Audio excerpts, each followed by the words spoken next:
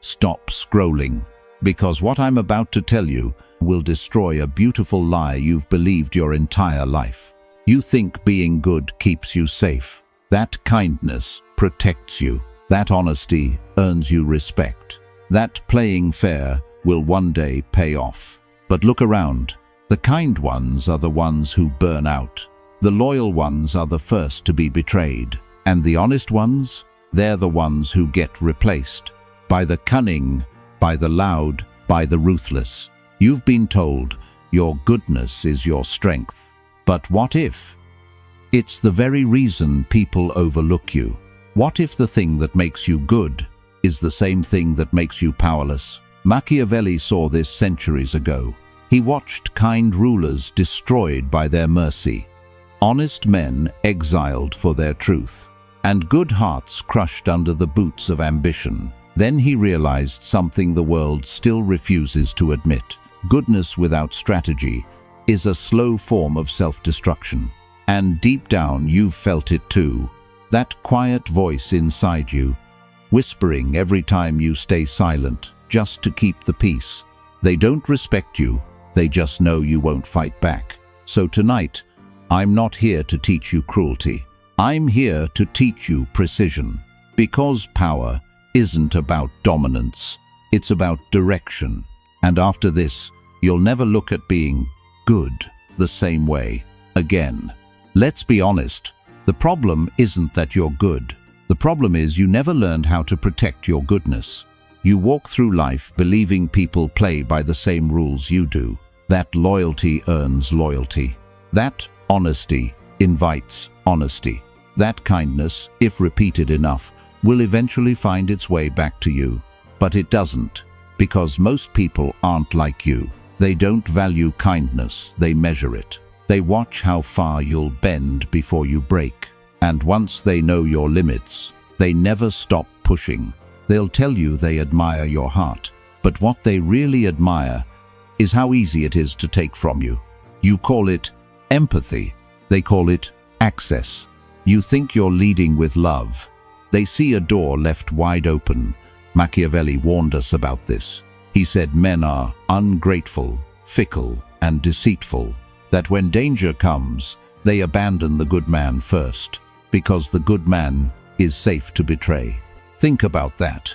How many times have you been the peacekeeper only to become invisible? How many times have you given everything and they just expected more? You give, they forget. You stay silent, they grow bolder.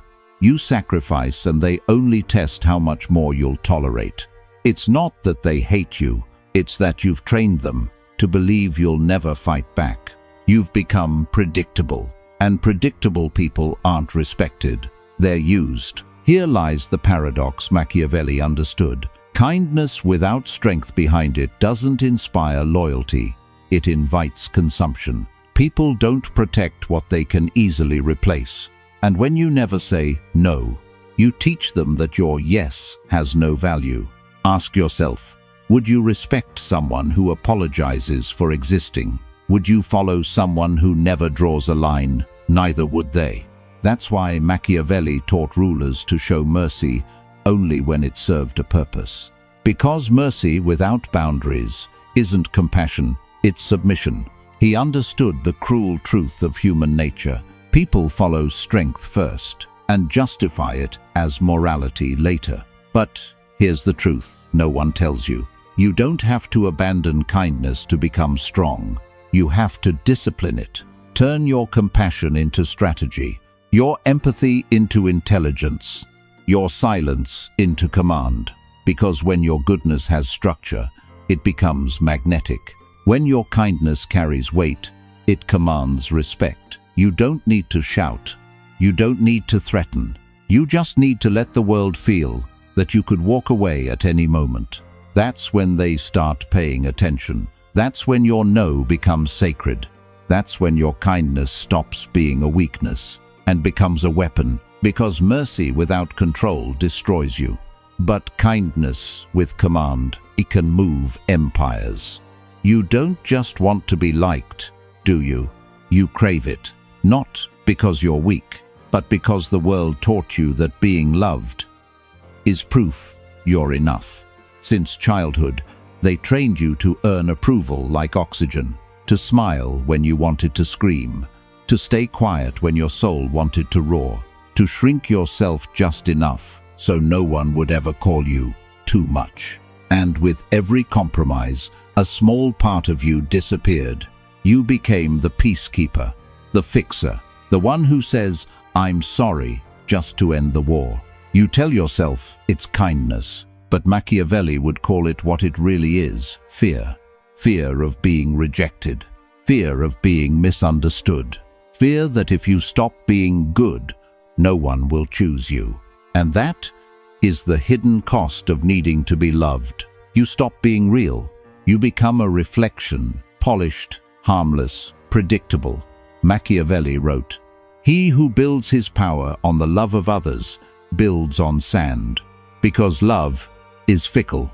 It shifts with emotion, with convenience, with gain. And yet that's what most people chase: to be liked, accepted, understood. They confuse visibility with value and affection with respect. But being seen isn't the same as being valued. And being loved isn't the same as being safe. Look at your life. How many times have you said yes, while every bone in your body screamed no? How many times did your silence buy peace, only for it to cost you yourself? And how many of those who claimed to love you vanished when you stopped performing? That's the truth, isn't it? People don't fall in love with who you are. They fall in love with what they can take from you. And when you stop giving, their love fades. But here's the liberation Machiavelli hinted at. You don't have to stop being kind. You just have to stop being owned. Real power doesn't come from being adored. It comes from being remembered, not for your sweetness, but for your gravity. Because when you finally stop begging to be liked, a strange thing happens. People start respecting you. They listen differently. They measure their words. They sense something new in your silence. Wait. And that's when you understand. It was never about being loved. It was about being so complete within yourself that love becomes optional, not oxygen. Because the moment you no longer fear losing love, you become untouchable. You were taught to believe the world is fair. That goodness will be noticed. That patience will be rewarded. That destiny keeps a record of your sacrifices. But destiny doesn't have eyes. And the world doesn't keep score. It doesn't reward virtue. It rewards leverage. Look closely. The ruthless rise not because they're cruel, but because they understand timing. They know when to act, when to vanish, when to speak, and when to remain silent. Power isn't about doing everything right. It's about doing the right thing strategically. Meanwhile, the moral ones wait. They wait for fairness. They wait for recognition. They wait for karma. But the world isn't moved by sincerity. It's moved by perception. Machiavelli saw this centuries ago. He wrote that a ruler doesn't need to be virtuous. He only needs to appear that way, because perception creates belief. And belief controls reality.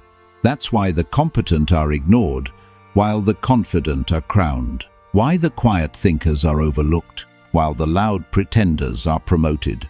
It's not fair, but it's predictable. And once you understand that pattern, you stop playing the victim and start playing the architect. Pause for a moment. How many times have you done everything right and still been unseen? How many times did you wait to be recognized while someone louder took your reward? Because morality doesn't guarantee power. Strategy does. And the moment that truth sinks in, something inside you changes. You stop chasing approval. You start mastering presence. You walk into a room differently. You don't explain yourself anymore. You don't chase conversations. You let silence do the talking. You stop seeking validation. You begin commanding it. Because power isn't about domination. It's about direction, the subtle gravity that bends reality toward your will. And this is where most good people fail. They think showing effort equals value. But effort doesn't impress anyone anymore. Control does. Control of emotion, control of timing, control of energy, and above all, control of self. You can be honest, but still choose when to reveal the truth. You can be kind, but still decide who deserves your kindness. You can be loyal, but never to the point where loyalty costs you your crown. That's not cruelty, that's clarity. Machiavelli never said, "Be evil." He said, "Be effective." Because history doesn't remember intentions, it remembers outcomes. So the question is no longer, will goodness save you? It's this: will you keep waiting for fairness, or will you become powerful enough to create it yourself? The saints waited for justice. The strategists built it. Be the latter. Let me ask you something. When you walk into a room, what do people feel? Not what they think, what they feel. Because long before they hear your words, before they know your story, before they even learn your name, they've already decided who you are. And here's the cruel truth: they're rarely wrong, not because they see your reality, but because they believe their illusion, faster than you can reveal your truth. That is the power of image. The world doesn't meet your soul. It meets your silhouette, your posture, your tone, the weight in your silence. You could be the wisest person alive, but if your presence trembles, they'll treat you like a servant. You could have the purest heart, but if your voice hesitates, they'll assume your words carry no weight. And if you walk without command, you'll spend your entire life trying to convince people you're worth following. Machiavelli understood this perfectly. He wrote, "Everyone sees what you appear to be. Few experience what you truly are." He wasn't glorifying deception. He was describing survival, because perception is reality until proven otherwise. And when the world refuses to look deeper, you must learn to control the surface, to design your reflection before they define it for you. The kings of history knew this well. They built thrones not for comfort, but for illusion. They wore crowns not to feel holy, but to remind others who was untouchable. Power, at its core, is theater, not lies, presentation. And the most dangerous mistake you can make is believing your good heart speaks for itself. It doesn't. It whispers, and the world only listens to those who project. So stand straighter, speak slower, move with intent. Let silence breathe before you answer, because when your presence carries gravity, your words no longer need volume. People don't follow those they understand. They follow those they feel compelled to respect. Remember this: if you don't define your image, the world will define it for you. And it will always define you, smaller than you are. You don't need to fake anything. You just need to frame it. Shape how the world perceives your truth. Craft an aura that demands attention before you even speak. Because in a world where perception is currency, your presence is your wealth. Machiavelli never taught vanity. He taught visibility. He knew that in the kingdom of appearances, the invisible man starves. So be deliberate with how you move. Be intentional with what you reveal. And let mystery guard your power like armor. Because in the end, you are not who you think you are. You are what the world believes you to be. And the one who controls that belief controls everything. Power doesn't always roar. Sometimes it whispers. And the strongest person in the room isn't the one who speaks the most. It's the one who doesn't need to. Every word you say is a doorway into your mind. Every confession, every explanation, a map for others to find your weakness. The moment you rush to explain yourself, you give away your position. And in a world full of predators, maps are death.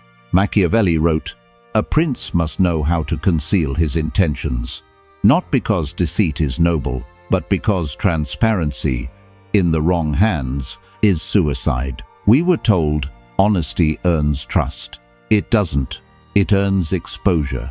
And exposure invites manipulation.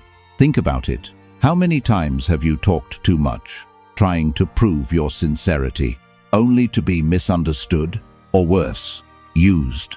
You explained your reasons. They twisted your words. You opened your heart. They memorized your weaknesses. You wanted peace, and they learned exactly how to break it. That's not connection. That's vulnerability without awareness. And vulnerability without control is how good men lose their leverage. Machiavelli understood this long before psychology did. Silence is not absence. It's a signal, a weapon cloaked in stillness. Because when people don't know what you think, they start guessing. And when they start guessing, they start hesitating. Their hesitation becomes your protection. Their curiosity, your advantage. Silence creates space. And in that space, people reveal themselves. They rush to speak, to fill the emptiness, to restore the comfort you quietly took away. Every great strategist knows this. The one who speaks least is the one most feared. Because words make you common, but silence makes you unpredictable. And the unpredictable cannot be controlled. So don't rush to fill every pause. Let it breathe. Let it sting. Let your stillness remind them that not everything about you is available. Because mystery is currency. And the less you give, the more valuable you become. You don't owe the world your thoughts. You don't owe anyone an explanation. You owe yourself discipline, the kind that protects your peace and multiplies your power. Machiavelli wasn't warning you against speaking. He was teaching you when to speak and when to let the air itself carry your message. So the next time someone demands your truth, pause, look at them, smile softly, and remember, the silence that follows a question is sometimes the loudest answer of all. Predictability is the death of power, because once people know how you'll react, they no longer need to fight you. They just need to manage you. They know what words make you angry. They know how to guilt you into helping. They know which silence breaks you first. And in that moment, you're no longer human to them. You're a pattern, a system they can manipulate. Machiavelli saw this centuries ago. He watched rulers fall not because they were weak, but because they were predictable, loved for their consistency, and destroyed for their transparency. He wrote, "A prince who is always predictable soon finds himself ruled by those who study him." Think about that. The ones who watched him longest, his allies, his lovers, his enemies, they learned his rhythm. And once they learned his rhythm, they learned how to break him. The same happens to you. Every emotional habit you repeat becomes a map to your undoing. Every apology you offer too quickly, every kindness you give without thought, every argument you handle the same way, it all becomes data. And people use that data. You call it love. They call it leverage. You think you're building connection. They're building control. That's why unpredictability isn't chaos. It's control through uncertainty. When people don't know what you'll do next, they can't prepare. They can't manipulate. They can't dominate.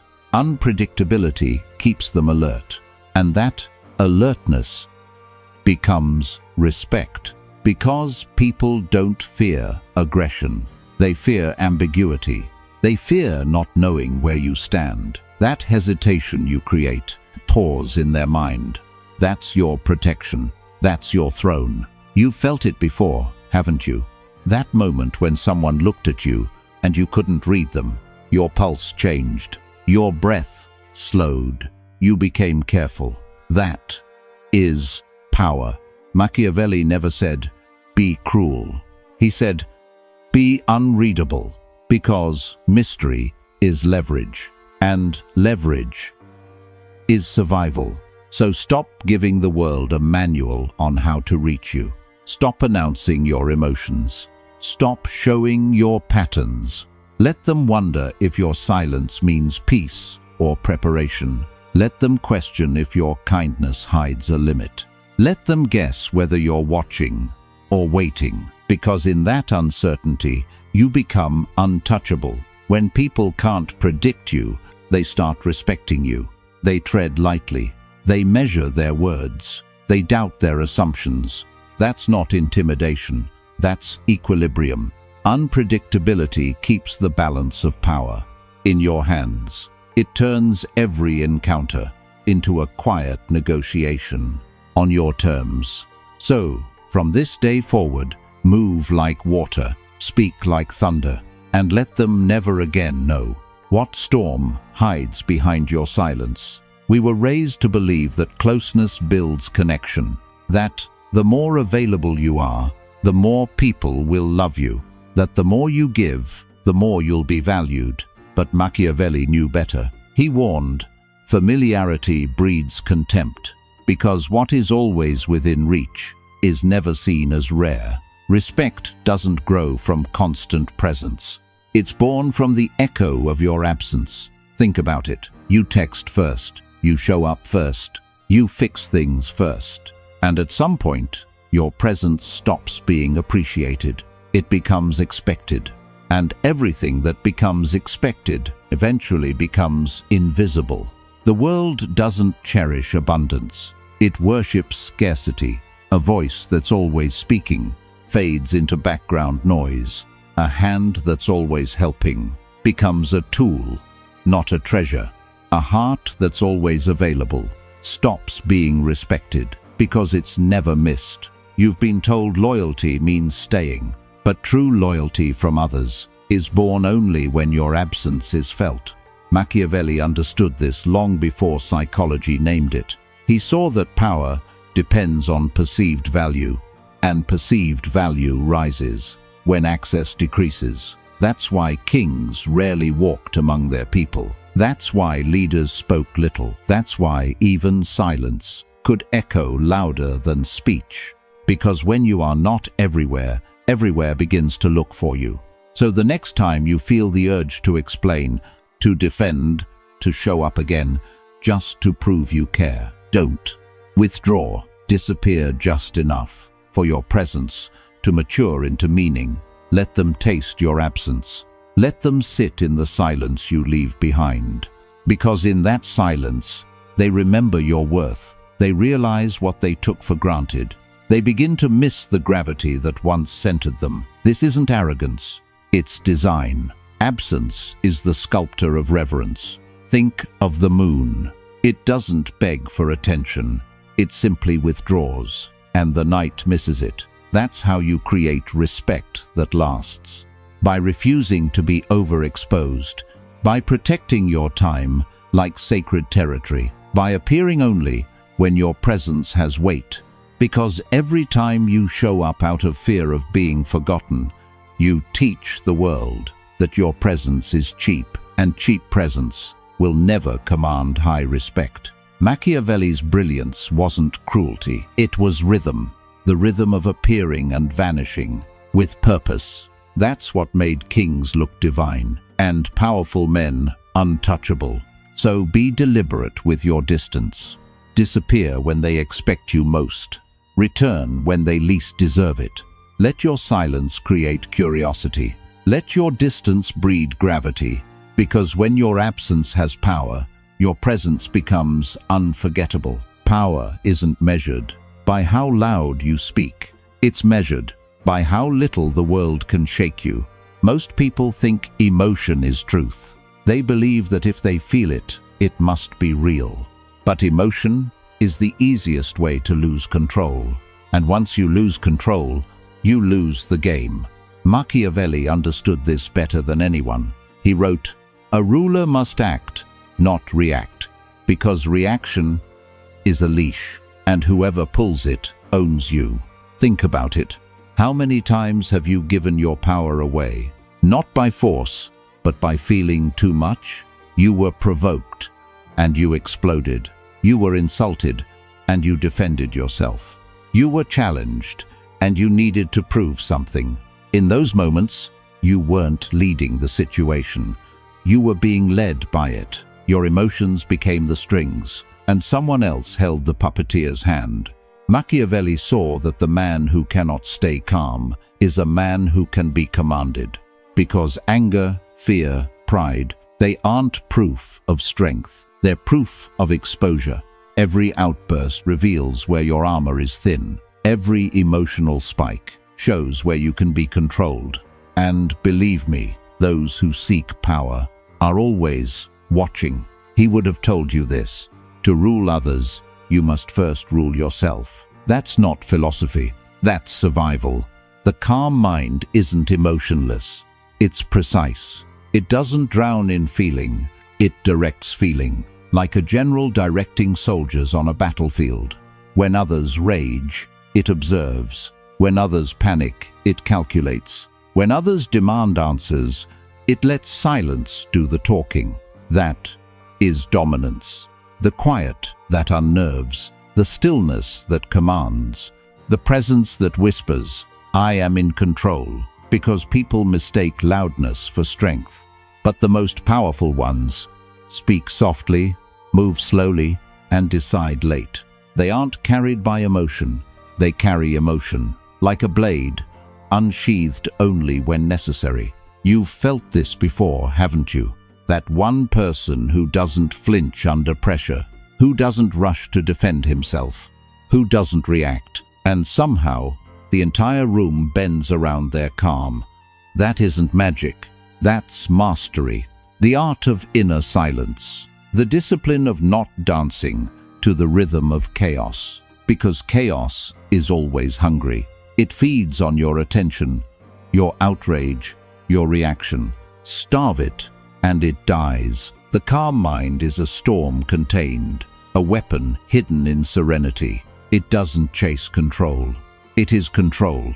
And once you learn to stay centered, while the world trembles, you'll feel something shift. People start orbiting around your calm. They trust you more. They fear you more. They need your stability to survive their own storms. That's when you stop being human in their eyes and become gravity. So the next time someone provokes you, pause. Let their chaos crash against your silence, because nothing terrifies a manipulator more than the one who refuses to dance. Machiavelli's wisdom was never about cruelty. It was about control. Because the one who controls emotion controls perception, and the one who controls perception controls the world. The impatient man burns his victories before he earns them. He rushes to speak, to prove, to move, believing that speed means strength. But Machiavelli knew better. He wrote, "Fortune favors the man who knows when to wait." Because timing is power, and every act done too soon is indistinguishable from weakness. The modern world worships urgency. Move fast, they say. Decide now. React first. But urgency is just panic, wearing the mask of confidence. Real strength waits. It studies. It watches. It lets chaos reveal its own pattern, because the hunter who fires first usually misses. But the one who waits, who listens to the forest breathe, never wastes an arrow. Strategic patience is not passivity. It's controlled stillness. It's the pause between knowing and acting, the silence before precision. Machiavelli saw it in kings and generals alike. The reckless ones charged first and died forgotten.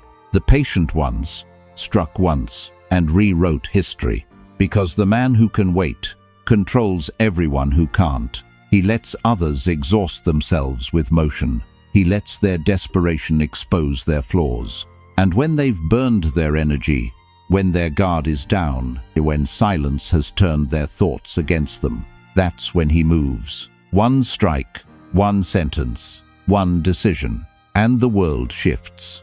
That is power, not volume, not effort. Precision, the art of letting others destroy themselves, while you prepare quietly for your moment. So let them laugh. Let them underestimate you. Let them think your silence means surrender. Because when your time comes, when the conditions align, your smallest gesture will echo louder than all their noise combined. Machiavelli understood this truth. Life isn't a race, it's a siege. And in every siege, the one who breaks first loses everything. Patience is psychological warfare. It's not about waiting for the world. It's about watching it reveal itself to you. Most men move when they feel pressure, but the wise man moves when he chooses. And in that choice, he becomes unstoppable. There's beauty in restraint, the elegance of knowing. You could act, but choose not to. You could speak, but hold the silence longer. You could fight, but wait until victory is certain. That's not weakness. That's command. That's control. Machiavelli called it the mastery of tempo, the rhythm between power and patience. He saw that every war, every throne, every destiny is decided not by force, but by timing. Because when you finally act, after the silence, after the long observation, after the restraint they mistook for fear, your move becomes divine. It lands exactly where it should, exactly when it must. So from this day forward, refuse to be rushed, refuse to react, refuse to prove yourself. To those who mistake noise for movement, you are not in a hurry, you are in command. The man who waits is not idle, he is sharpening his blade in the dark. And when his moment comes, the world will never see it coming. You were never too kind, you were never too loyal, you were never too honest. You were simply untrained.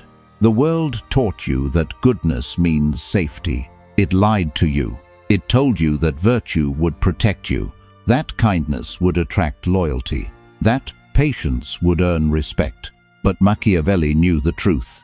Goodness without strategy is suicide disguised as purity. That's why you've been exhausted. That's why you've been betrayed.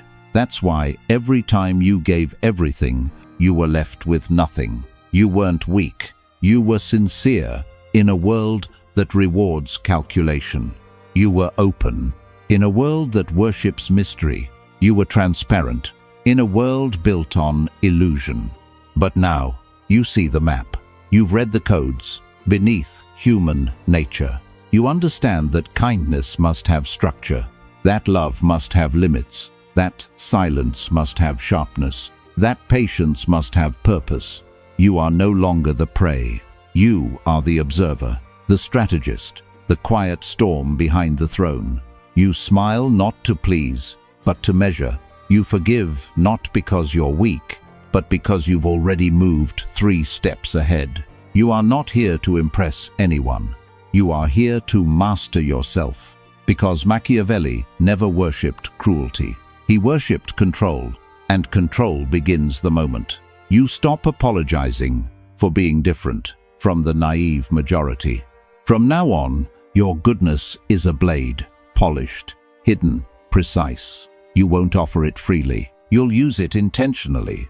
And when you act, it will be clean, measured, final. That is the evolution of goodness. Not to destroy what makes you human, but to guard it, to ensure your light can survive the dark. Look at your life. Every boundary you didn't set. Every yes you regret. Every silence that cost you your peace. They weren't failures. They were training. Every betrayal sharpened you. Every rejection purified you.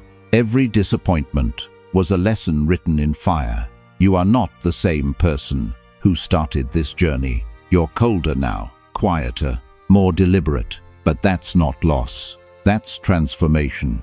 Because warmth without edges is weakness. And now your warmth has form. It has weight. It has rules. Machiavelli would have smiled at this version of you. He would have said, "You finally understand mercy and power, can share the same heart." And that's the point. You don't need to stop being good. You just need to stop being predictable. Stop being accessible. Stop being afraid to let silence speak for you.